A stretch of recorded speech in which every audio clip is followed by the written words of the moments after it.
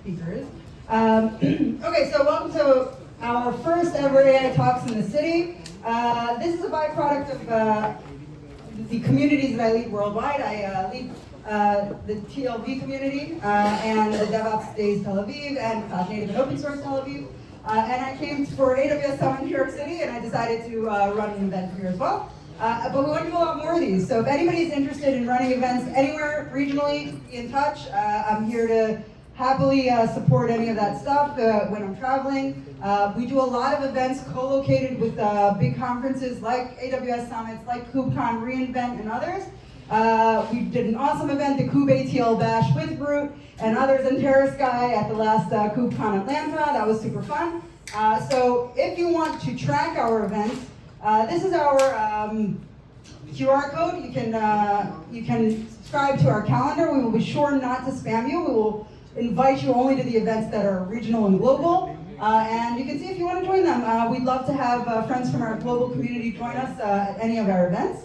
You can also track CFPs when they open, call for papers for our events, and much more. I'm also going to be helping out with the Cast AI folks with their Kube Auto Days. We already are running one at KubeCon. They had a really successful one at KubeCon Amsterdam. We're going to be doing another one at KubeCon Salt Lake City and another one at reInvent. So track our calendar and you can see all of the events that are happening around some of our favorite communities. We have awesome speakers tonight. Put your hands together for Tom, Lev, Noam, and Steven. We're going to be doing fantastic AI talks. We're really excited to have everyone here. Huge thanks to our sponsors, Root, Terrace Sky, Flux, and Ground Cover as well, who are helping make this event happen. We are excited to have everyone here, and let's kick it off. Tom, you are up. You are our first speaker, so thanks to everyone for coming, and we promise that there's food coming. The most important thing. That's the most important thing. All right, let me do the IT stuff here real quick, and then we can do that.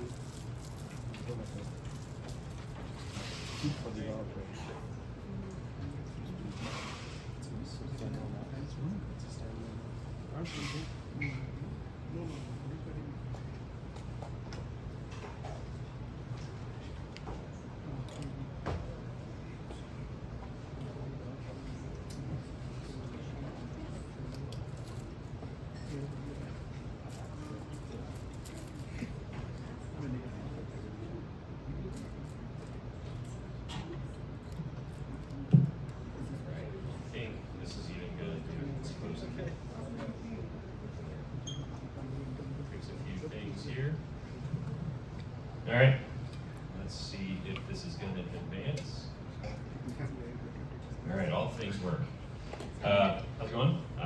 Weird, well, not weird, but normal for me to be between everybody and food and drink, so I will try to keep this brief and as interesting as possible. My name is Thomas Wood. Most people just call me Wood. I'm a retired systems administrator by religious affiliation, so I tend to use just my last name because it's like an immediate productivity boost when you measure things by the letter. I run field engineering at a company called Root. We use, we run an agentic software factory to deliver our product. So what I was going to talk about a little bit today, we talk about development workflow, that's LLM-Powered, right? Kind of going from assistants to actual, helpers to doers, right? This was a phrase that my CTO coined when we started writing this talk together. It's been kind of an interesting journey. So what I want to say here to start with is this is not a how to do it talk. This is a how we've done it talk. So what works for us may not work for you. So if you disagree with anything I have to say, that's cool. It's only my opinion anyway. But I have a shipping product, so there. No, but really, these are, we want to make these like kind of applicable, usable lessons and ideas. If you're just getting started, I think there's some good, some good things to dig into. If you do this already, I look forward to you telling me I'm wrong in the Q&A. So I'll keep it short, try to keep it 20 minutes or less. So, and I'm sure Rowan is good about giving me the hook if I go too long. So let's see, we'll get this going here. All right, everyone throws this around, right? The 10x engineer, right? The 10x developer, you're gonna get, use AI. And what we really mean by that, right? It's it's the development velocity increase, right? And it's not just because you are throwing a prompt into a chat and getting an outcome. This is institutionalized adoption, embedded into your engineering workflows. That's the only way you're going to get that, right? The point, the part in red here is the part that matters. The bottleneck is no longer execution speed, right? You can build as much as you want to build. The question is, what should you be building now and next, right? This is the ultimate paradox of planning. All of the code. Is the code any good? Are you building the right thing, or are you just burning tokens? And we're going to come back to that concept in a second. So we see also now, over the last 3 years now that we've been doing this kind of at software factory scale, a shift in the role of LLMs. It started out as the helpful assistant, right? The thing in your window when you were checking something into GitHub that said, really, did you mean that? And like, okay, great, tabs versus space is cool. We've moved well past that now from that assistant to full subsystems that are out doing things with minimal guidance. We are a roughly 50-person company. We operate like a much larger company because it's 50 people, but hundreds or thousands of agents at any given period in the software factory doing what we do. And it's because we've made this shift from, oh, here's a thing that runs as a plugin in VS Code, to here is an entire pipeline-driven system of agents that do task-specific things. I'm going to come back to that later. But this is a big deal. The core workflow that you will see here, and this for anybody who works in software engineering or has done any kind of large-scale engineering, this is not going to look new, right? Brainstorm, plan, execute, iterate. We're not inventing or reinventing the wheel here or reinventing software development. But there is one phase here that matters more, arguably, than all of the others, and that's phase 2, that's planning. So in the interest of time, I'm going to take this longer talk and boil it down a little bit. And we're only going to talk about the second step, but the rest of it's in the deck, and you'll get that from Sharon because she'll track me down and find it. So, can I ask you a quick question? Yep. No, Mike, no questions from you. What about the decom phase? Everyone has this myopic infinity immortality bias in software. Yeah. So are you automating decommissioning? The question here is automating decommissioning of software. So yes, ultimately you do, and actually you're teeing me up unintentionally unless you were peeking at my slides. I am going to talk about that in a moment. The answer to that is relentless standardization, and I will touch again on that in like 2 slides. So you can come back at me if I'm not addressing the question. But for this portion of it, right, the spec and planning piece, before you get to something that you built and ultimately have to decommission, you have to figure out what it is you're going to build, right? And this is not, again, a new idea, but it's counterintuitive when you start working with large language models and agentic harnesses. The planning phase is where you spend the most human time, right? You are no longer, as David Heinemann Heyer says, like etching code out of the block of marble. You're not toiling over Notepad++ and writing PHP or NPM or whatever by hand, JavaScript by hand. You are now delegating that to agents, but they need to know what to do, right? So the thing that you do instead is you're going to describe that entire process in Markdown, right? So this move now is in using agents, you are not treating them as typists. Like, take that notion and throw it away. You need to start treating them like a senior architect. Now, they may not be the smartest senior architect, but they're really fast. You don't hand this agent a spec. You hand them a rough draft of an idea, and then through an interrogation process, basically in a chat, have it ask you about the spec, right? Why does this work the way it does? What are the failure states you expect? What are the dependencies of these things? What are the edge cases here? And have it basically interrogate you until you agree and reach a point where you understand together what that design is going to really be. Because that's going to surface all of those risks and decisions and corner cases before you've ever written any code to lock in those things that you didn't think about, right? Historically, that's a process of we write and test and iterate, write and test and iterate, and ultimately we get to something that's an MVP. You're still going to do all of that, but there's a lot more upfront planning we can do. And there's 2 big outputs that come out of this. Plan.md, that's our roadmap. That's the modules we're going to build. That's what's going to be developed. That's the sequencing. That's the dependency of tasks. That is what the work will be. Then the spec, this is arguably even more important, because it's not just the inputs and outputs and constraints, it's the test plan. So if you work in traditional development, oh, testing goes at the end. No. We plan the testing first. And I'll talk about that more in a second. So the whole premise here then, right, we're not bolting testing on at the end. We want a clear spec, smooth execution, and actually, I left myself a fun little note here that I want to make sure that I share with you, right? And this is our experience bears this out. Every hour that you spend in the planning phase figuring this out interactively with your agent harness is going to save you days, like literal days, of your harness confidently building the wrong thing. And then you having to come back and figure out, are you being gaslit or by your own software, or is something fundamentally wrong with the universe? It's ultimately a garbage in, garbage out problem. If your spec is trash, the result will be trash, but it will be delivered to you faster than ever before. All right, so this is a little bit of beginning to kind of touch on Mike's question, right? Testing and debugging, again, it's driven by the spec. You are doing a tremendous, not you, your harness is doing a tremendous amount of test-driven development. It's going to test first, right? We are writing the tests before we implement anything. This is incredibly important. And weak tests mean weak signals, right? That's a weak understanding of the outcome that you are trying to achieve if the tests suck, right? I'll put this in plain English. If the tests suck, the agent doesn't know what you want to build, and you have failed in your responsibility as the manager of the agent to do that. So, get this part right. Now, I'm going to touch on this. I think it's this slide. I'm going to get there. So, how do we do it internally? And again, not gospel. This is how we do it, not how to do it. Obviously, testing before you ship, sure. But in my shop, we are pretty tolerant of teams using their own tools. We don't religiously, maniacally focus on everybody will use Cursor, or everybody will use Windsurf, or everyone will use Cloud Code. Our back-end team, they love Cursor. They use it, they live in it, I'm good with that. My front-end team, actually it's the other way around. Cloud Code is my back-end team, Cursor is my front-end team. The key thing here, and this is, I hope, addressing Mike's question, is relentless standardization in the rules, the MCP servers. All of that stuff is shared and version controlled. So I'm not crafting my own agents.md, my own Claude.md. We maintain that as a team, as a tool, just like we would any other tool.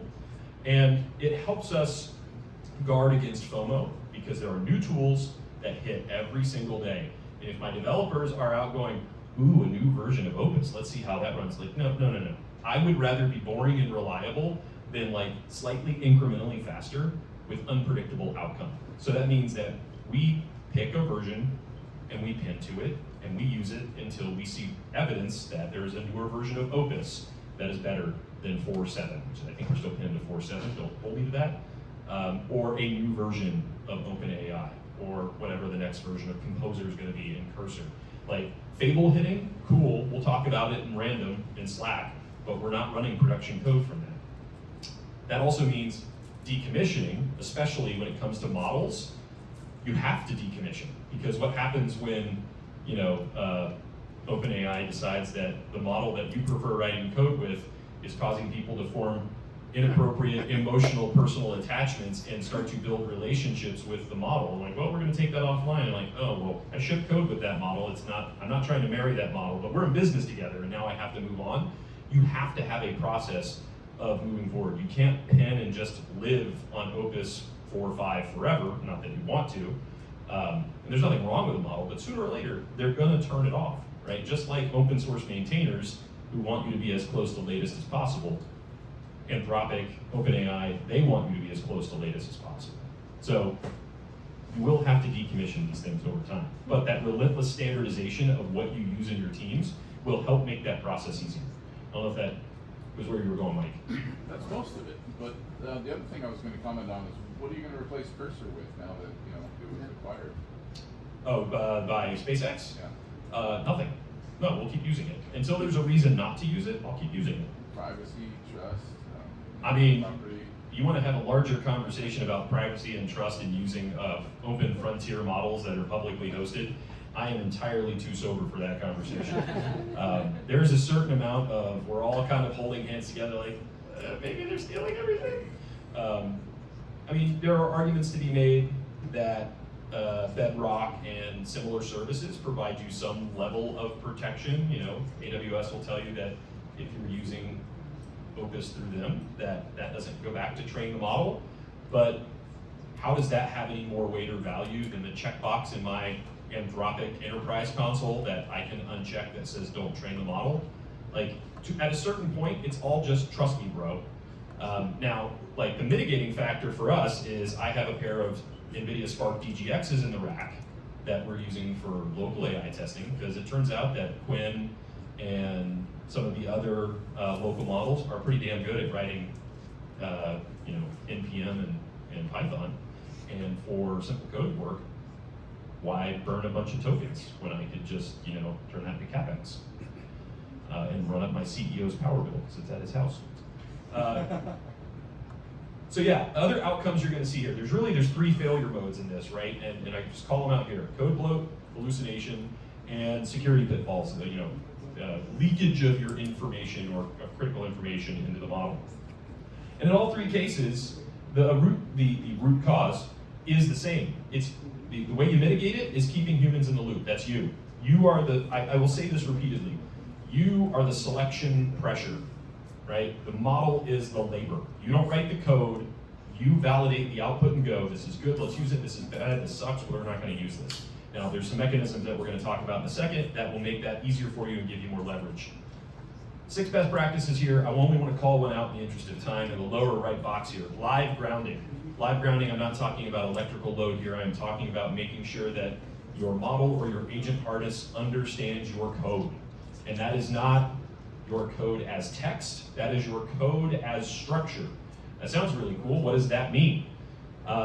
In simple terms, it means you don't just let your agent harness grep through the code doing pattern matching and hoping that from matching that, doing a control F across the entire code base, that it somehow magically understands what those functions are, what those services do, how they interact, and what the edges are, that you're actually using structured code-based reasoning tools.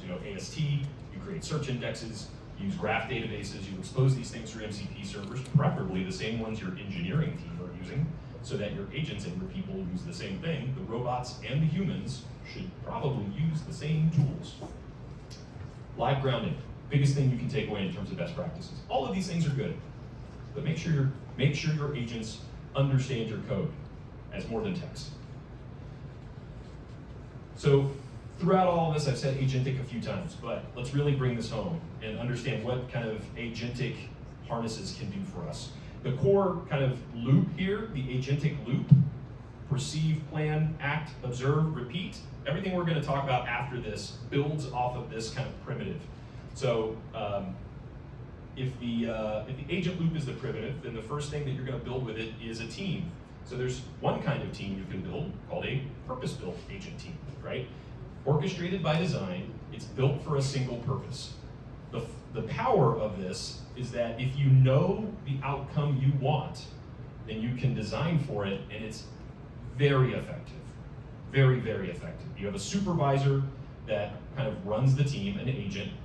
It does decomposition of, turns the goals into atomic problems, assigns that out to sub-agents who are specialists, and monitors their progress. Your sub-agent specialists, they could be architects, they could be coders, they could be testers, whatever you want them to be that helps you solve the problem. And you can scale those sub-agents or have your orchestrator supervisor scale those sub-agents to get faster output and results. Those individual sub-agents are specialized, have their own context, have their own scope, and they can currently execute. And the key part of this, right, is to avoid, how do you prevent AI slop? Again, it's the human leverage. It's setting the threshold in the bar. How do you do that? It's continuous integration, right? It's the same thing we've always done. We write tests and we evaluate new code against those tests and standards. If they pass, cool, keep going. If they don't, start again.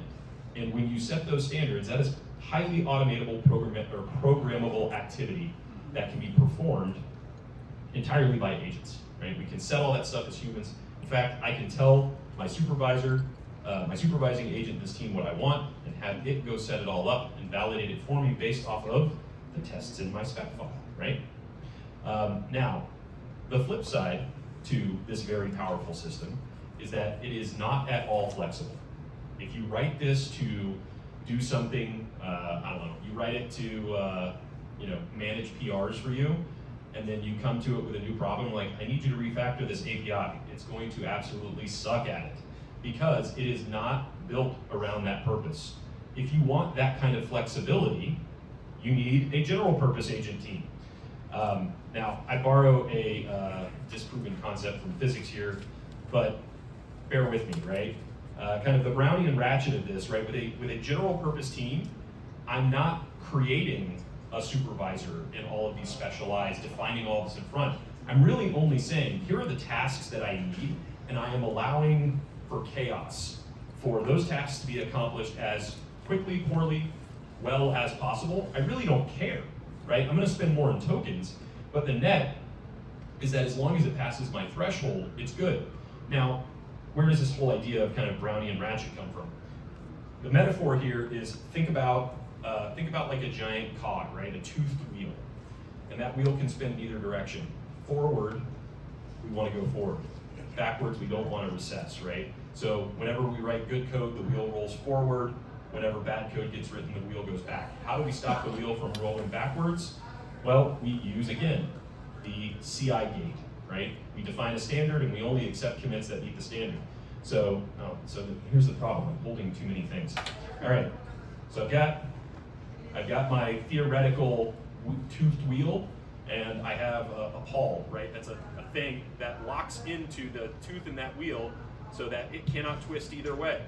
Every time my agent harness successfully builds something, the wheel rolls forward, the pawl rides up and down, right? Like it's the incredible machine. Now it's locked in.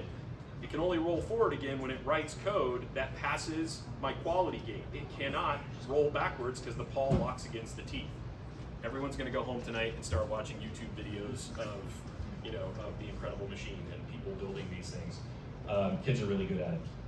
The point here is that you are allowing for chaos. You are allowing for heat to build in the system in a productive way. If you don't have that combined mechanism, then you generate a lot of heat in terms of token and compute use, but it doesn't compound in a meaningful way to move you forward. It cancels out, right? It's just chaotic. But if you have that kind of gear and pawl mechanism metaphor in your agent design, then you can compound forward movement. You can take that chaotic movement, and it's actually quite successful. There's a number of not commercial, but well-known examples of this now. So I've described this in a really obtuse way, and then I could just basically say, do you know what Hermes and OpenClaw are? Those are general purpose agent teams, right? Multiclaw is a great example of that. Another good one that I really like is GSD. You can probably figure out what it stands for. It's very good. I would definitely check it out. If you want to get your hands into these systems, while Hermes and OpenClaw are great, and everybody wants to purchase a Mac Mini just to run, iMessage, check out GSD, check out OpenClaw, check out Multiclaw. They're all pretty good examples too. All right, here's the payoff, right? The work graph is the key piece of this here, right? You take the whole project, the whole structure of it, you break it down into nodes, right? These are atomic, testable units of work. They're small enough to build and verify on their own.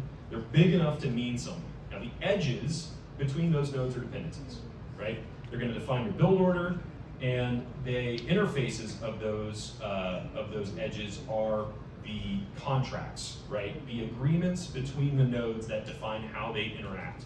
And when you pull all of that together, that graph enforces an order, right? It enforces that the foundations be built first, that the integrations be built next, that the system behaviors be built last. Effectively, it makes sure that you don't build the roof of the house before you build the walls.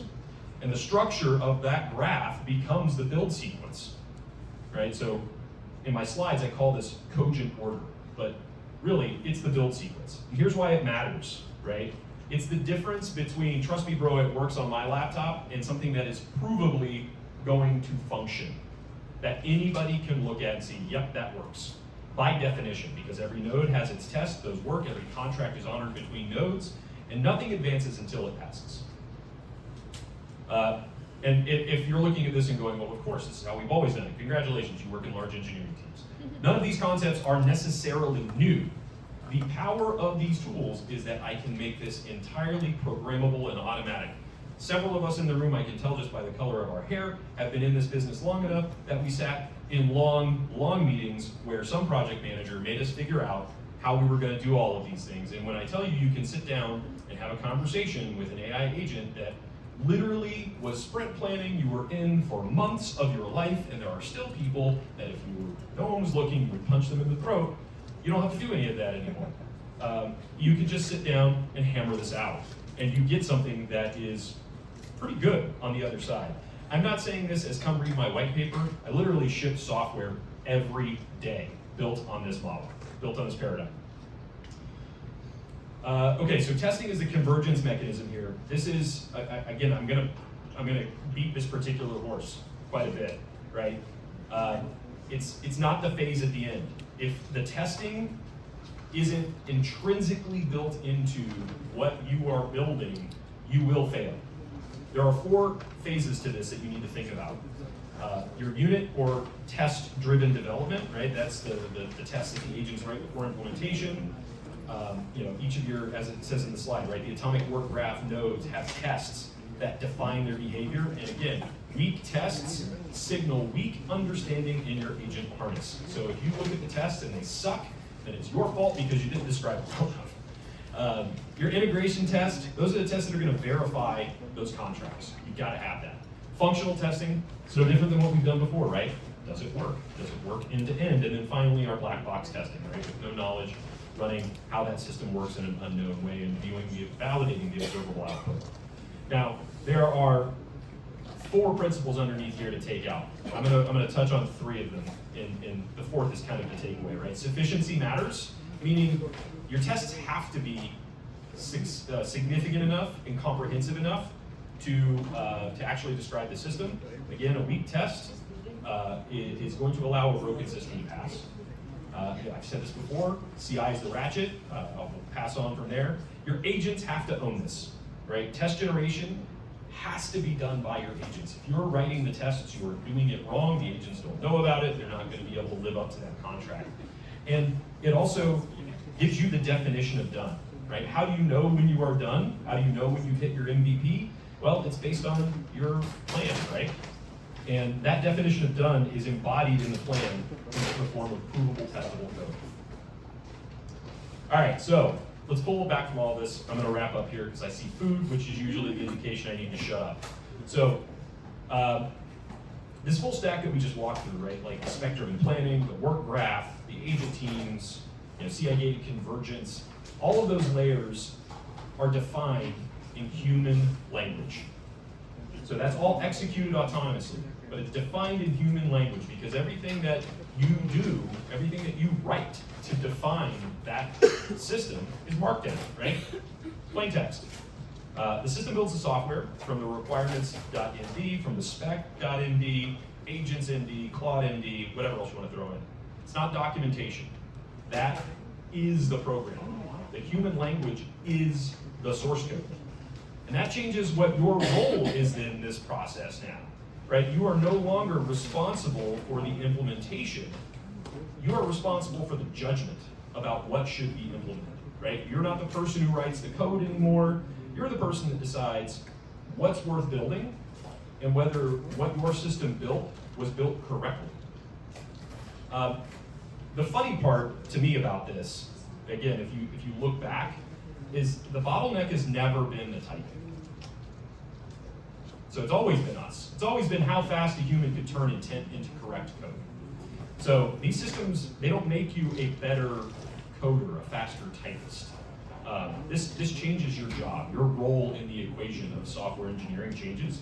You become the selection pressure. You define what good looks like, and the agents are going to build, test, and converge on your judgment. So ultimately, you still own the outcome. But the whole point of this talk really distills down to human language is the programming language. Now and as long as this concept carries on.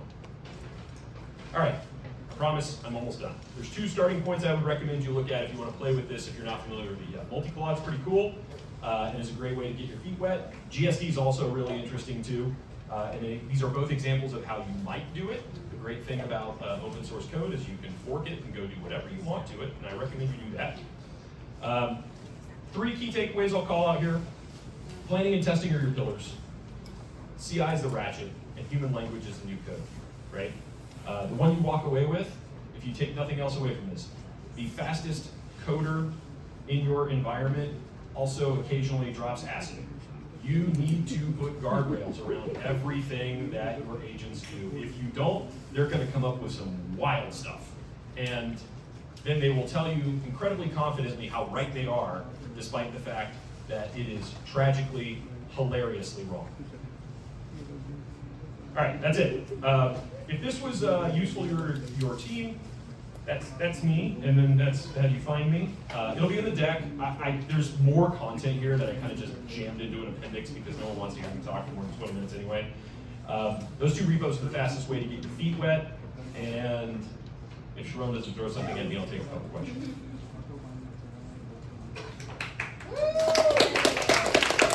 Or I'll just warm it up for the next person. Question? Yeah, go. What is the expectation for code review from the human in this context? Ooh, I like this. What is the expectation of code review for a human? So you still have to be involved in the process, right? And part of the way that you ensure that that code review is meaningful, actually, I'll go back here.